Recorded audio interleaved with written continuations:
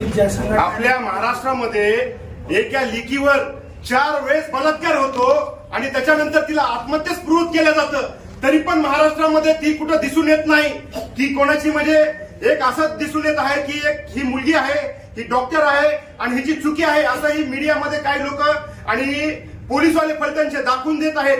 पण माझं मत आहे त्या हरामखोर पोलीसवाल्यांना, बाबा हो, तुमच्याही घरामध्ये लेक आहे, आई बहीण आहे, उद्या लहान लेकरं मोठे होणार आहेत. हे घटना अशी जर आपण नाही थांबली तर निश्चितच आहे तुमच्या पण घरी अशी घटना घडू शकते. आज किती लाजिरवाणी गोष्ट आहे, बीड जिल्ह्याची लेक फलटण येथे दवाखान्यामध्ये एमबीबीएस साठी आहे.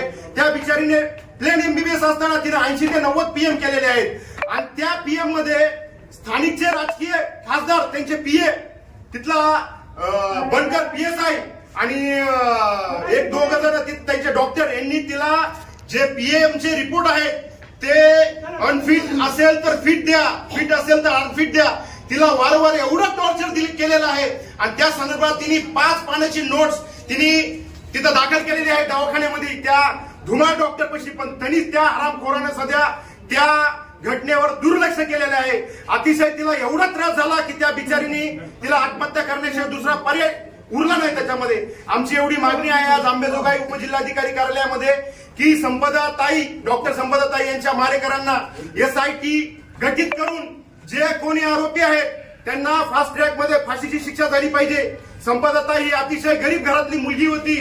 तिच्या घरच्यांनी व्याज किंवा व्याजाने पैसे काढून म्हणा किंवा कुठून शेतीवर कर्ज काढून तिचं शिक्षण पूर्ण करून तिला डॉक्टर केलं. आज तिची एवढी वाईट परिस्थिती आहे, त्यानुसार तिच्या घरच्याला शासनाने 10 कोटीची मदत देण्यात यावी. आणि जी कोर्टामध्ये फलटणमध्ये केस आहे ती बीड जिल्ह्यामध्ये बीडच्या कोर्टामध्ये चालवण्यात यावी. आणि जो कोणी हरामखोर तिकडला खासदार आहे, माजी खासदार, त्याच्यासहित जो धुमाळ डॉक्टर आहे, त्याच्यासहित जो बनकर हरामखोर आहे त्याला पण, आणि जो बदने आहे पीएसआय, हे हरामखोरांना नागडं करून यांची वराट काढून यांच्यावर गुन्हे दाखल करण्यात यावे. आत्महत्याचा नसून यांच्यावर खुनाचा गुन्हा दाखल करून यांच्यावर बीड कोर्टामध्ये केस चालवण्यात यावी.